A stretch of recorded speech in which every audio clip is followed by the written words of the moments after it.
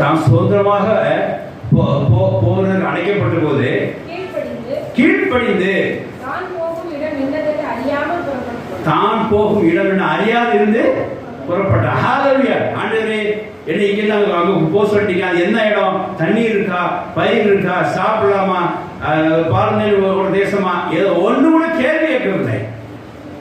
அவன் கீழ்ப்படிந்து எதை வச்சு போட்டிருக்கான்னு சொன்னா, அவன் கேள்வி கேட்காம என்ன செய்ய, தான் போகும் இடம் இன்னது அறியாது கையும் இப்படி போ அப்படின்னா போயிடும். அங்கே பஸ் வருமா அப்படின்னா கேட்கலாம், அங்கே எத்தனை மணிக்கு பஸ் வரும், திரும்ப எப்போ வரலாம்.